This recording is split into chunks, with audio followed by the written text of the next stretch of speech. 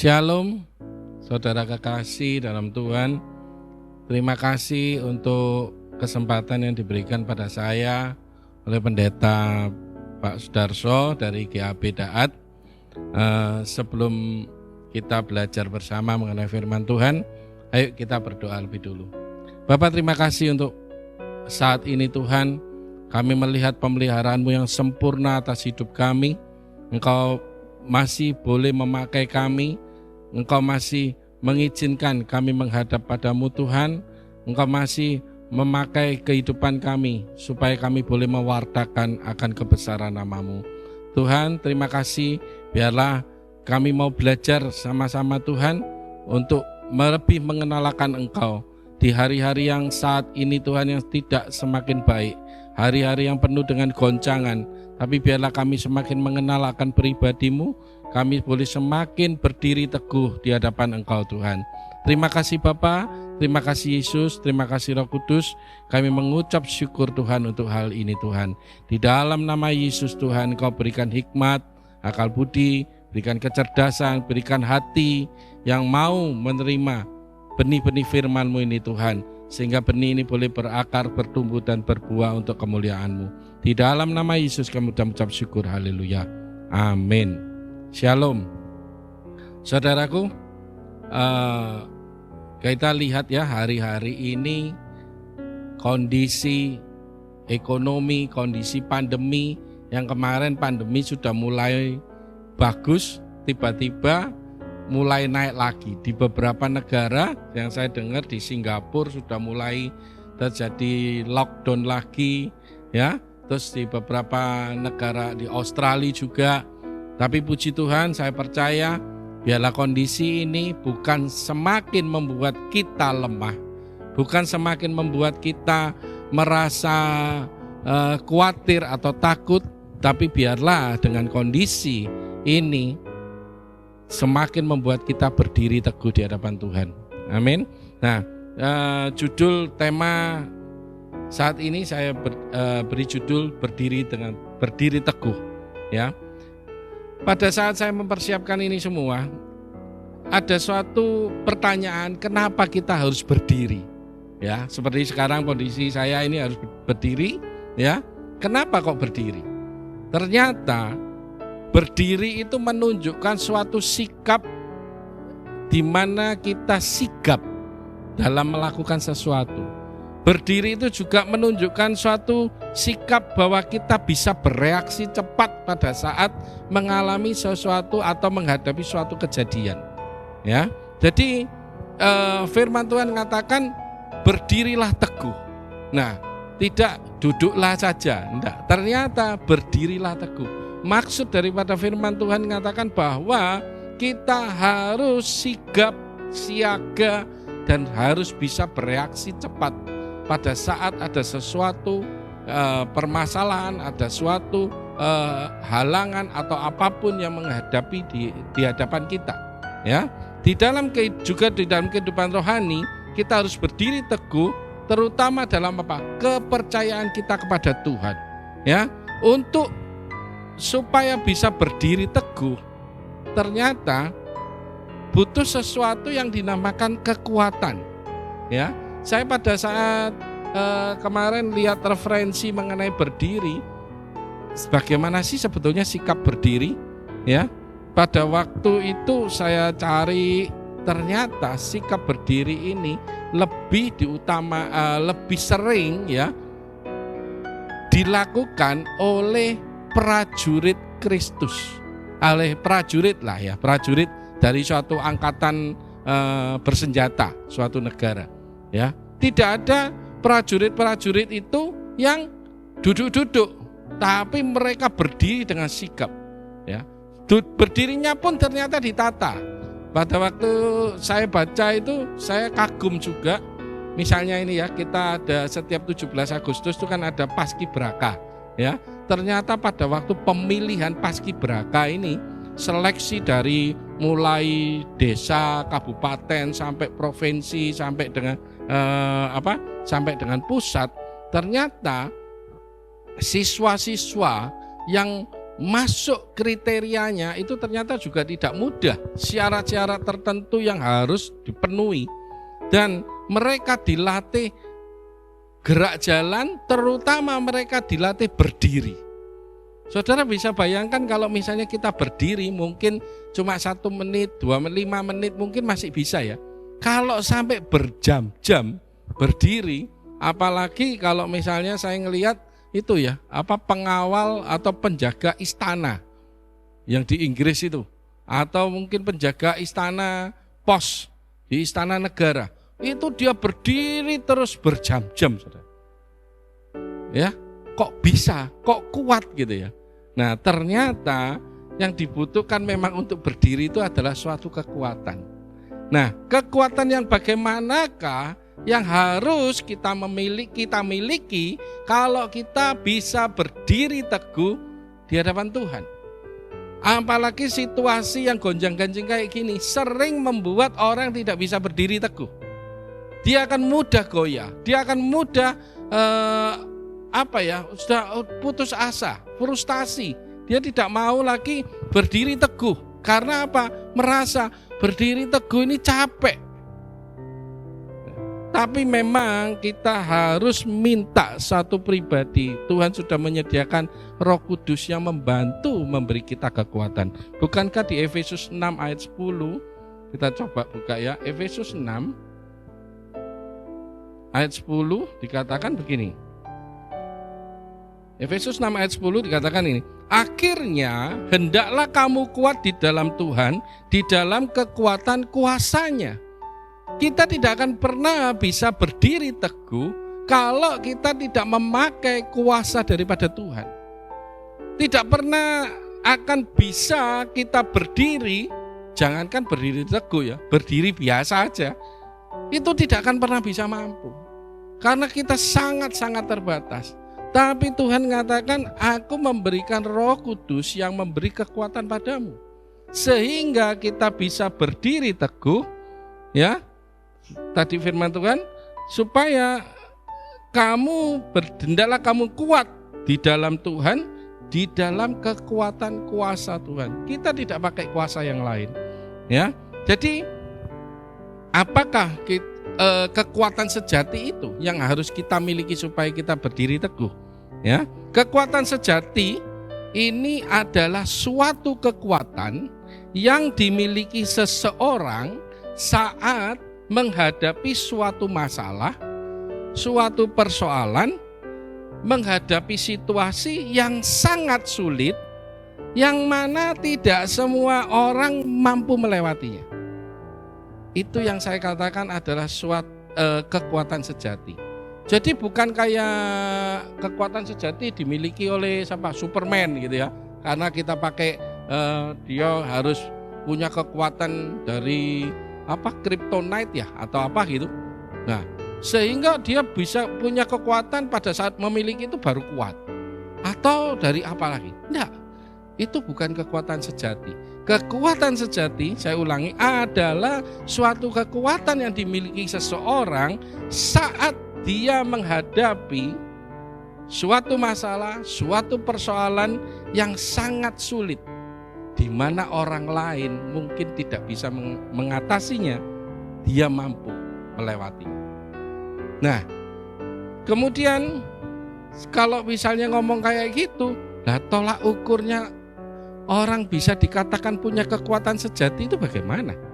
Ya, tolak ukurnya adalah luar biasa, saudara. Tolak ukurnya orang bisa dikatakan dia punya kekuatan sejati itu gimana?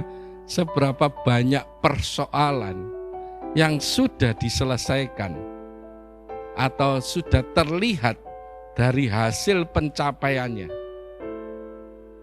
Jadi tolak ukurnya adalah seberapa banyak persoalan yang sudah diselesaikan oleh orang ini. Semakin banyak persoalan yang diselesaikan, semakin kekuatan itu akan nyata. Dan semakin persoalan-persoalan ini sudah dilewati, progres kehidupan, progres kekuatan orang ini akan semakin terlihat. Karena suatu saat pencapaian harus kita capai itu adalah apa? menjadi serupa dengan Kristus.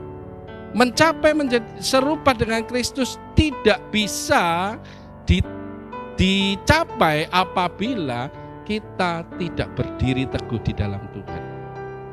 Ya, saya pernah baca saya lihat sesuatu, kehidupan manusia itu semacam puzzle. Saudara tahu ya puzzle? Puzzle itu disusun gitu. Ada suatu, kalau puzzle kecil gampang saudara. Ada puzzle besar sekali, di mana itu terdiri dari ribuan keping puzzle. Ya, kehidupan kita itu adalah seperti bagian daripada ribuan puzzle ini. Dan yang membuat nanti puzzle ini akan tergambar dengan sempurna menjadi suatu puzzle yang luar biasa bagusnya, itu pada saat apa? Pada saat kepingan puzzle yang terakhir itu dipasang, maka menjadilah suatu puzzle yang sempurna. Dan kapan kita bisa menjadi suatu lukisan yang sempurna? Pada saat kepingan terakhir, Tuhan sendiri yang meletakkan kepada kehidupan kita, engkau menjadi sempurna. Luar biasa. Dan seperti tadi saya katakan, tolak ukurnya itu adalah apa? Pada saat orang itu mampu berdiri tegak, berarti orang ini telah berakar. Orang ini telah mencapai dasar pengenalan akan Tuhan, ya, mencapai akar yang tidak bisa digoyahkan. Dia betul-betul berdiri teguh. Istilahnya kalau orang ngomong apa? Sekali Yesus tetap Yesus, sekali Kristus tetap Kristus. Saya jadi teringat suatu cerita ya, misionaris yang di mana? Suatu tempat pedalaman yang terbelakang sekali. Terus akhirnya misionaris itu menciptakan sebuah lagu. Ingat? Mengikut Yesus keputusanku, mengikut Yesus keputusanku, mengikut Yesus keputusanku, ku tak ingkar, ku tak ingkar. Saudara, lagu ini begitu, wah, saya mendengar nyanyikan lagu ini rasanya gimana gitu, merinding. Ternyata ada kisah yang luar biasa di balik lagu ini. Misionaris ini dengan istri, dengan 2 orang anaknya masuk kepada suku terdalam atau suku yang belum mengenal akan Yesus. Ya. Pada saat dia menceritakan tentang Yesus Kristus sebagai Tuhan dan Juru Selamat, kepala suku ini tidak percaya. Dia mengatakan, kalau kamu maksa kami untuk percaya Yesus, anakmu kami bunuh. Dia tetap mengatakan, mengikut Yesus keputusanku. Kepala anaknya putus, dibunuh, saudara. Kepala suku ngomong, kamu masih tetap mau menceritakan bahwa Yesusmu itu luar biasa, Yesus Kristus Juru Selamat. Ya, aku tetap akan menceritakan, mewartakan bahwa Yesus satu-satunya Juru Selamat. Anak yang kedua dibunuh, saudara. Sampai dengan istrinya dibunuh. Tapi dia tetap katakan, mengikut Yesus keputusanku, aku tidak akan ingkar. Dia sendiri akhirnya dibunuh, saudara. Apakah misi ini berarti selesai? Ternyata tidak. Suatu saat ada misionaris lagi datang kepada di suku tersebut.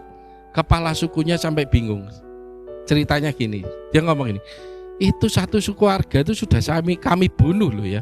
Kok kamu masih mau berani datang lagi ya, menceritakan tentang Yesus sebagai Tuhan dan Juru Selamat. Akhirnya dengan kuasa Roh Kudus, dan saya percaya karena itu karya daripada Kristus, ya, kepala suku ini akhirnya mau mengakui Yesus sebagai Tuhan dan Juru Selamat. Seluruh sukunya bertobat, menerima Yesus sebagai Tuhan Juru Selamat. Tetapi ada harga yang harus dibayar. 4 nyawa, 1 keluarga mengatakan, mengikut Yesus keputusanku, ku tak akan ingkar, ku tak akan ingkar. Sama. Mungkin saat ini kita tidak diperhadapkan dengan suatu kondisi seperti itu, ya. Tetapi akar kita, pengenalan kita akan Tuhan itu menentukan kita berdiri teguh di hadapan Dia.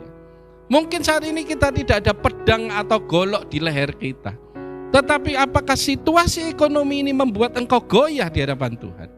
Apakah kondisi sakit penyakit yang ada di dalam tubuh membuat engkau goyah di hadapan Tuhan? Ayo sama-sama kita berdiri teguh ketika mengatakan bahwa mengikut Yesus keputusanku. Apapun yang terjadi dalam hidupku, aku tidak peduli. Hanya Yesus satu-satunya fokus kehidupanku. Karena biarlah Dia menjadi penguasa tunggal atas hidup kita. Dan kami dan aku akan percaya bahwa Yesus akan menyelesaikan dengan sempurna atas segala kehidupanku. Amin. Nah, saudara,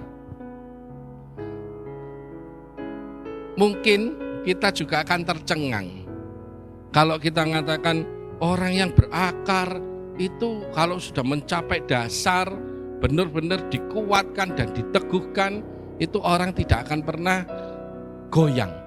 Betul ya? Nah, tetapi mungkin kita mikir, saya sendiri kadang mikir, Tuhan, aku ini ya Tuhan kadang-kadang menghadapi situasi, kadang-kadang ada masalah di pekerjaan, di apa, saya sampai ngomong, Tuhan berikan aku kekuatan. Secara manusia tuh rasanya tidak mampu, saudara. Ya, situasi semacam kayak gini, ya otomatis banyak sekali mempengaruhi ekonomi, mempengaruhi kondisi lah semuanya. Semua terimbas, semua kena. Ya, tapi saya percaya, saya ngomong sama Tuhan, Tuhan biarlah aku tetap berdiri teguh di hadapan Engkau. Tolong Roh Kudus untuk senantiasa menolong, memberi kekuatan. Saudara, mungkin kita juga bisa melihat, kalau misalnya kita ya saat ini sedang pandemi ya, tidak bisa online ya, semua online ya, tidak bisa offline. Dulu saya pada waktu ibadah offline kayak gitu ya, terus saya melihat saya kadang di suatu ibadah gitu saya merasa minder, saudara. Kenapa kok merasa minder? Saya sampai ngomong sama Tuhan, Tuhan, saya melihat satu sosok, misalnya ya orang-orang yang ikut ibadah itu, saya sampai ngomong, Tuhan, orang itu hebat ya Tuhan ya, puasanya bisa penuh, dia kalau pujian penyembahannya luar biasa, terus dia banyak melakukan mujizat, dia sering bernubuat. Aduh Tuhan, aku kok gak bisa gitu ya. Kadang-kadang minder. Sampai saya ngomong, Tuhan, mungkin orang-orang itu sudah orang-orang yang kudus, yang suci. Saya ini kok merasa saya orang yang berdosa. Saya sangat berdosa. Tapi suatu saat Tuhan menguatkan saya. Dia mengatakan begini, ternyata apa yang dikatakan Tuhan itu ada juga di firman Tuhan. Di Matius 7 ayat 20 sampai 23. Kita coba ya. Matius 7.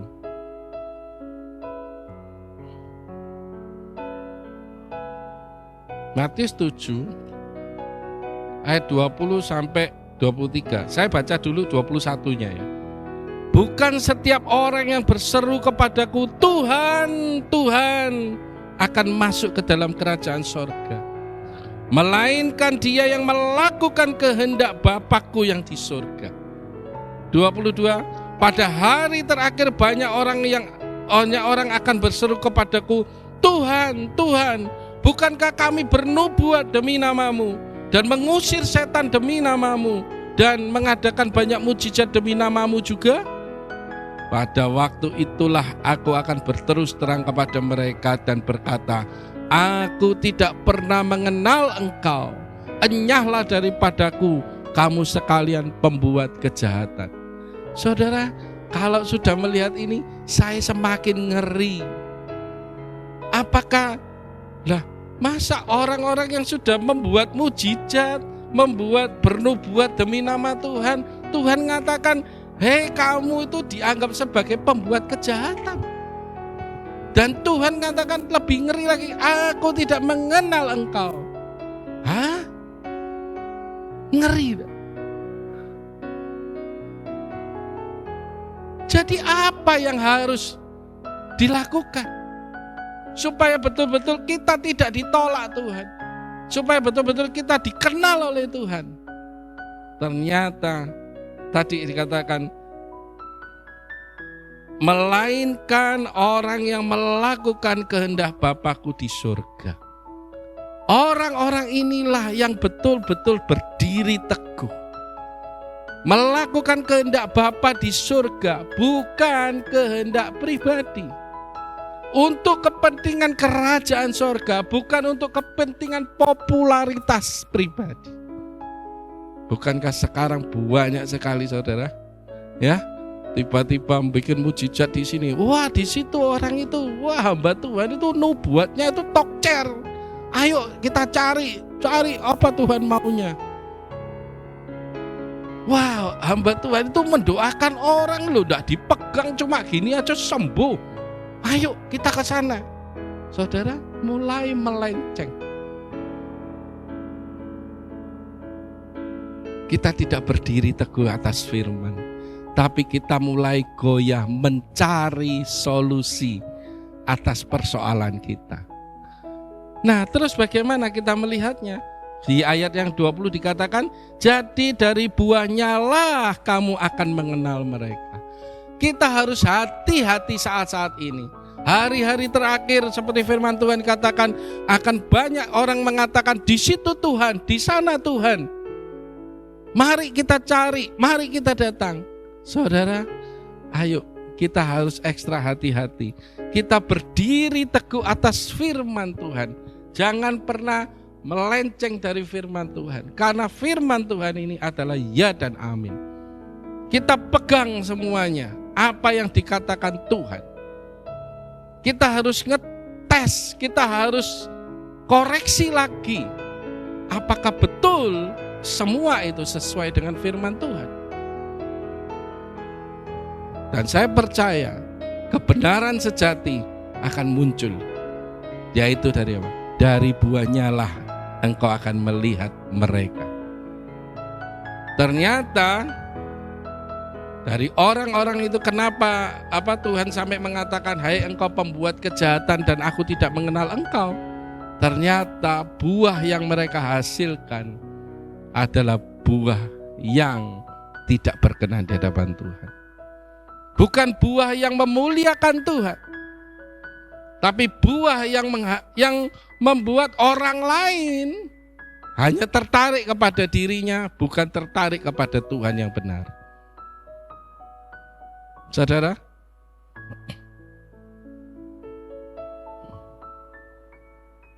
poin yang selanjutnya, terus kekuatan yang sejati itu yang bagaimana, Pak? Di ayat 20 tadi, dari buahnya lah kamu dapat mengenal mereka. Dari buahnya kita bisa melihat kekuatan sejati itu betul-betul ada. Ya, dengan selalu mengoreksi diri. Saya setiap malam setelah kegiatan, misalnya pagi tadi bangun tidur, saya baca firman, terus kemudian saya belum bangun keluar dari kamar, saya baca firman, saya merenungkan beberapa ada renungan-renungan dikirim oleh rekan-rekan, terus saya berdoa, terus kemudian saya berdoa, saya cuma ngomong, Tuhan, biarlah hari ini Engkau yang pimpin kami, pimpin saya. Jangan ego saya yang keluar, jangan kehendak manusia saya yang keluar. Karena saya pernah mengalami, saudara, pada saat saya mulai berjalan dengan kehendak saya pribadi, firman Tuhan katakan ada orang yang menganggap jalannya lurus tapi akhirnya di depannya adalah jurang. Dan itu saya alami. Sejak saat itu saya mulai ngomong sama Tuhan, pimpin selalu langkah hidupku. Minta Roh Kudus. Dia adalah seorang pribadi yang bisa menuntun kita, yang menolong kita, yang mengajari kita. Bukankah firman Tuhan juga katakan, nanti saya bahas mengenai hikmat, kita belum mengerti, ya kita minta hikmat. Tuhan katakan, engkau yang kekurangan hikmat, mintalah hikmat. Supaya kita bisa mengerti kehendak Allah yang baik, yang berkenan dan yang sempurna. Hari-hari ini sangat diperlukan hal itu.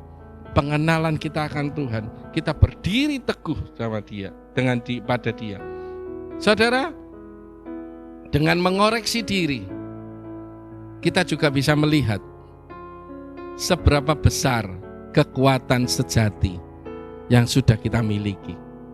Ya, bukan terus untuk kesombongan. Ternyata saudara, kalau disimpulkan terakhirnya, kita tidak pernah punya kekuatan yang sejati kecuali kekuatan bersama dengan Roh Kudus. Yang pertama, poin yang pertama yang bisa untuk mengukur sampai seberapa kekuatan kita. Ya. Poin pertama adalah sikap rendah hati. Mengaku pada Tuhan bahwa kita ini tidak mampu. Saya selalu mengatakan pada Tuhan, Tuhan, aku tidak bisa, aku tidak mampu. Tapi sedikit di dalam ketidakmampuanku, di dalam keterbatasanku yang saat ini, aku mau percaya bahwa hanya Tuhan yang bisa memampukan. Amin. Sering kita, karena kita mungkin sudah merasa pandai, kita sudah merasa sudah biasa ini aku lakukan. Aku sudah masih punya kekayaan kok, ini gini. Kita lupa mengandalkan Tuhan. Padahal segala sesuatunya itu milik Tuhan. Bahkan hidup kita adalah milik Dia. Efesus 6 ayat 10 dikatakan, hendaklah kamu kuat di dalam kekuatan kuasanya. Hanya kekuatan kuasa Tuhan yang memampukan kita berdiri. Kita dengan rendah hati ngomong, Tuhan, aku tidak mampu. Biarlah kekuatanmu itu yang memampukan aku. Di 2 Timotius 2 ayat 1. 2 Timotius 2 ayat 1 dikatakan, 2 Timotius 2 ayat 1 dikatakan, sebab itu hai anakku, jadilah kuat oleh kasih karunia dalam Kristus Yesus. Jadi kita harus kuat oleh karena kasih karunia. Bukan karena kita punya backing, bukan kita karena punya apa yang ada di dalam diri kita. Tapi kita kuat karena kasih karunia. Selanjutnya di 2 Korintus 12 ayat 9. Firman Tuhan mengatakan, kita saat kita lemah pun sering kita saudara, saya sering mengalami hal-hal yang kepepet, hal-hal yang betul-betul tidak masuk akal secara manusia. Tapi di situ firman Tuhan mengatakan, di dalam kelemahanku kuasamu sempurna. Kuasa Tuhan itu sempurna menolong kita. Tidak pernah terlambat, tidak pernah terlalu cepat, tidak pernah terlalu lambat. Pas. Yang bikin kita tidak sabar itu ya diri kita. Merasa, waduh cek suwe ini, Tuhan gak nulung-nulung. Gimana Tuhan ini sudah kepepet Tuhan, gimana Tuhan ya. Saudara, dari pengalaman-pengalaman hidup dari saya dan beberapa rekan-rekan, Tuhan itu selalu kalau nulung itu detik-detik terakhir. Pada saat engkau surrender, mengangkat tangan di hadapan Tuhan, menyatakan bahwa aku tidak mampu Tuhan, disitulah kuasa Tuhan yang sempurna akan bertindak. Amin. Di perjanjian lama Yesaya 40 ayat 29. Ini ayat luar biasa saudara. Yesaya 40 ayat 29 dikatakan begini. Dia memberi kekuatan kepada yang lelah dan menambah semangat kepada yang tidak berdaya. Bukankah kita sering merasa lelah? Tuhan, capek Tuhan, kok kayak gini terus hidup? Masalah kok tidak selesai-selesai Tuhan, capek Tuhan. Saudara pernah begitu? Saya pernah kok saudara. Rasanya jenuh, rasanya bosen. Saya punya rekan, yang dia punya sakit jantung, kelainan, tapi di apa istilahnya? Di apa? Pasang ring, enggak bisa karena pembuluh darahnya itu berintik, saudara.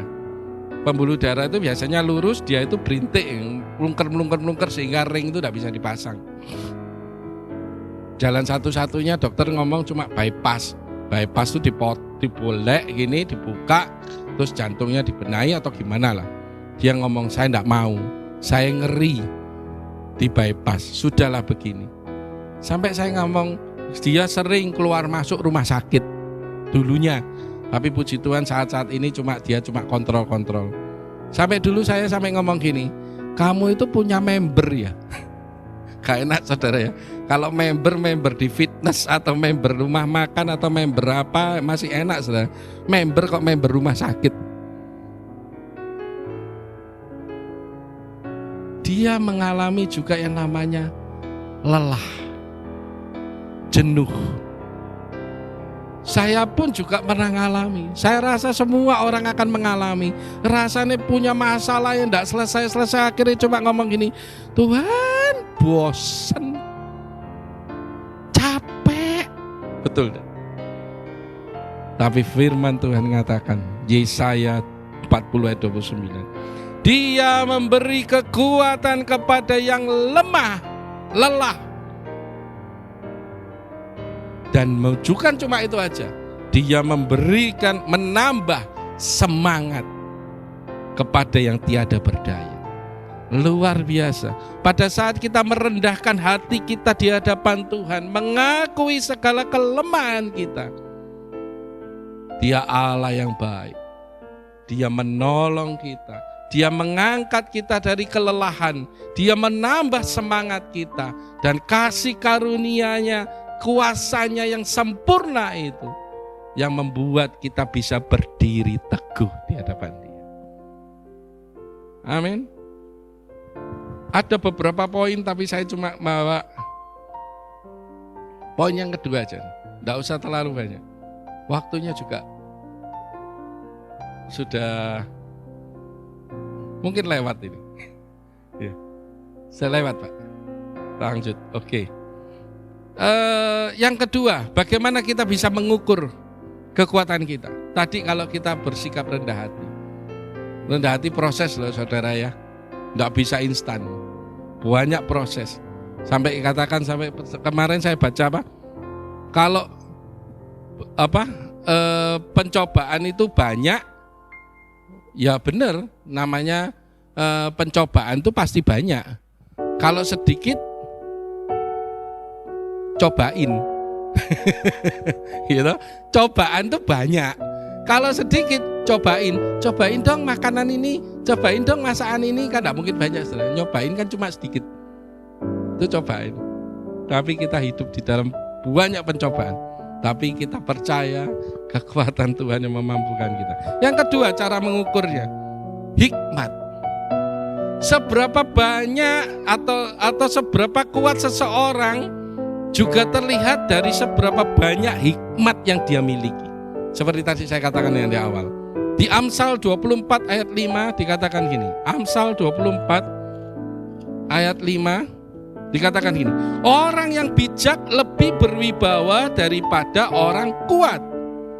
Orang yang berpengetahuan daripada orang yang tegap kuat.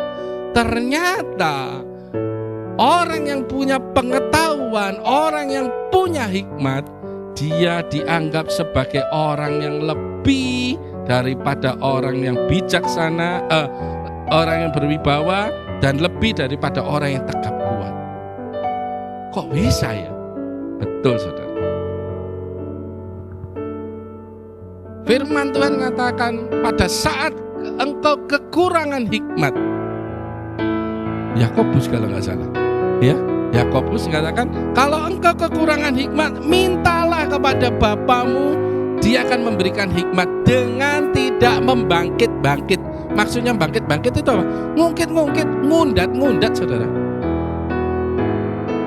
Bukankah kita sering ya sudah mengasih apa? membantu orang gitu ya. Terus orang itu kita bantu selesai. Terus enggak terima kasih misalnya. Terus kemudian dia minta bantuan lagi. Kita ngomong, wah kamu itu dulu tak tolongi, enggak terima kasih. Kamu itu gini. Kita kan manusia gitu. Tapi Tuhan, ternyata kita punya Tuhan yang luar biasa.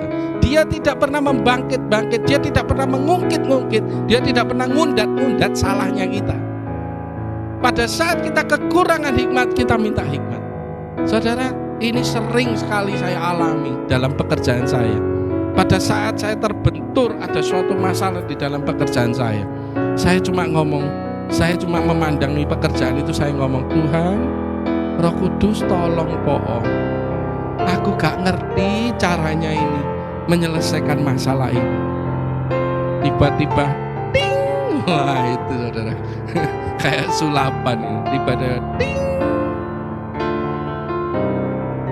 Roh Kudus memberikan hikmat. Ini loh cara penyelesaiannya. Saya bersuka cita, oh ternyata begini ya. Udah saya selesaikan. Dan bos saya ngomong, kamu kok bisa? Nah ini diuji lagi saudara. Poin yang pertama, kita rendah hati apa enggak? Amsal Sulaiman 3 ayat 6, akuilah dia dalam segala lakumu maka ia akan meluruskan jalanmu. Atau cuma bos saya memuji, oh Yusak kok. Ternyata enggak boleh gitu. Kita belajar rendah hati sampai bos saya ngomong, kok bisa kamu nemukan cara kayak gini? Ya Tuhan yang nolong saya. Kalau dia ngomong, walah kamu itu mosok Roh Kudus Tuhan-Tuhanan, ya ternyata kenyataannya begitu kok. Masa saya mau ingkari? Yang memberi kita hikmat, yang memberi kita kepandaian, memberi kita kecerdasan, Roh Kudus.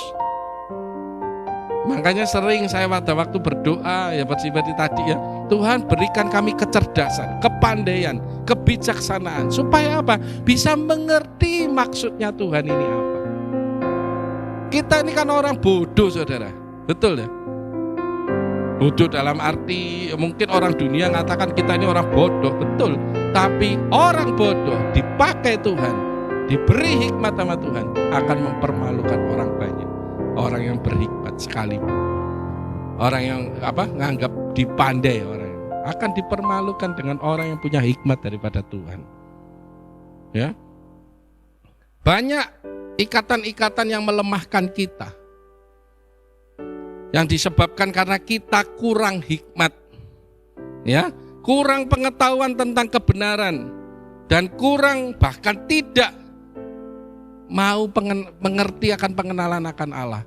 Hosea 4 ayat 6 dikatakan, umatku binasa karena tidak mau mengenal Tuhan. Berarti begitu pentingnya hikmat, pengetahuan, pengenalan akan Allah. Ya, pada saat kita juga bisa mengukur kekuatan kita, semakin kita banyak menggali firman, membaca firman, mengenal Allah lewat firman, saya percaya kekuatan kita akan semakin bertambah. Amin. Kalau kita sudah punya hikmat, kita sudah punya pengetahuan, kita mengenal banyak firman Tuhan, apalagi yang kita dapat? Yesaya 33 ayat 6 dikatakan begini.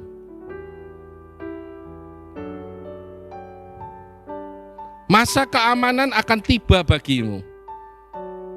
Kekayaan yang menyelamatkan ialah hikmat dan pengetahuan takut akan Tuhan, itu adalah harta benda Sion. Jadi yang menyelamatkan ialah hikmat dan pengetahuan takut akan Tuhan.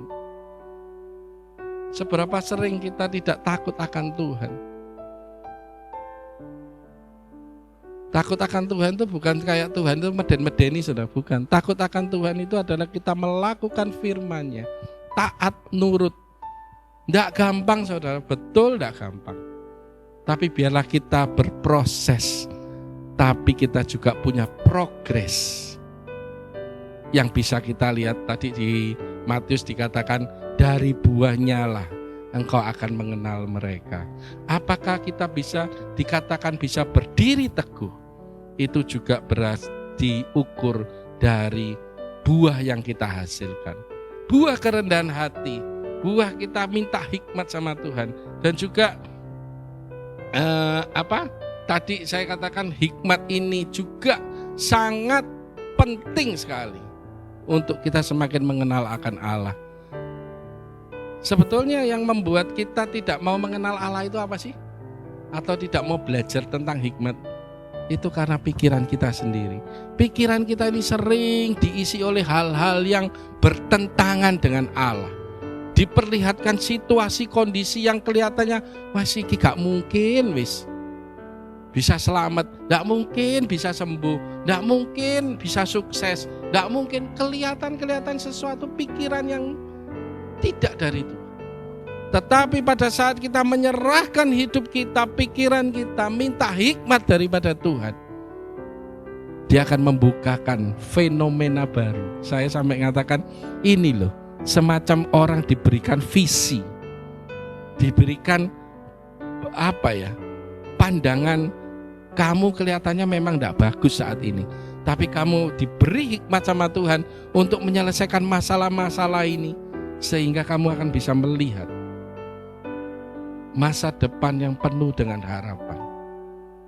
Ya, bukan madesu lagi, bukan masa depan suram, tidak merasa lelah lagi, tidak merasa jenuh, ada semangat yang baru untuk semakin berdiri teguh di hadapan Tuhan. Ya, saudara, 2 poin ini sebetulnya ada 4 poin, tapi saya cuma bagikan 2 poin aja.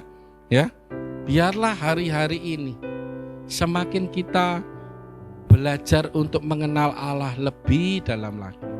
Ya, punyailah hubungan yang intim dengan Tuhan. Karena tanpa hubungan intim dengan Tuhan, kita tidak akan pernah bisa mengenal isi hatinya. Kita tidak bisa mengerti jalan pikiran Allah. Lah terus bagaimana? Baca firman, saat teduh, doa, bersaksi, ikuti ibadah dengan baik. Itu adalah 5 disiplin rohani yang senantiasa harus kita lakukan hari demi hari. Proses itu dilakukan seumur hidup. Seperti tadi saya katakan contoh, pasal ini disusun terus sampai pasal terakhir yang menyatakan kita sempurna pada saat Yesus datang kedua kali, mengangkat kita di awan-awannya, mengatakan, hai hambaku yang setia, turutlah masuk dalam kebahagiaan Tuhanmu. Itu adalah keping pasal terakhir yang ditancapkan oleh Tuhan sendiri, yang menjadikan kita sempurna serupa dengan Kristus. Amin. Mari kita berdoa. Bapa, terima kasih kalau kami belajar satu hal lagi Tuhan, untuk kami tetap memegang iman percaya kami di hadapan Engkau. Kami tetap berdiri teguh, menyatakan Yesus satu-satunya Tuhan dalam hidup kami. Untuk orang-orang yang belum mengenalkan Engkau Tuhan, biarlah mereka mengambil keputusan Tuhan, karena tidak ada jalan lain menuju surga, tidak ada jalan lain yang bisa menuju kepada Bapa, tidak ada hal lain yang menebus dosa mereka kecuali melewati Yesus Kristus Tuhan. Karena Engkau adalah juru selamat yang menebus dosa semua manusia Tuhan, dan menjadi pendamai antara kami dengan Allah Bapa. Sehingga tidak ada kutuk dosa, kami akan diselamatkan di dalam nama Yesus. Terima kasih Tuhan, biarlah kami berdiri teguh untuk iman kami ini Tuhan. Roh Kudus tolong kami senantiasa, kami orang yang tidak mampu berdiri sendiri. Jangan pernah lepaskan tangan kami ya Roh Kudus. Tuntun kami senantiasa, kami butuh Engkau, kami perlu Engkau untuk menghadapi persoalan, menghadapi proses kehidupan ini. Biarlah firman-Mu menjadi pelita dan terang bagi jalan kami. Terima kasih Tuhan untuk firman-Mu Tuhan. Saat ini kami mengucap syukur, sungguh kami mengucap syukur, kami sudah dipilih oleh Engkau, kami ditebus oleh-Mu Tuhan, dan hidup kami berharga di mata-Mu. Tuntun kami senantiasa Tuhan, berikan hikmat, akal budi, kepandaian, kecerdasan, supaya kami boleh semakin mengenal akan Engkau.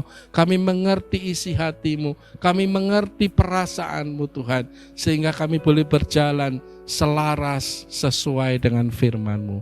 Terima kasih Bapa, terima kasih Yesus, terima kasih Roh Kudus. Di dalam nama Yesus kami mengucap syukur, haleluya. Amin.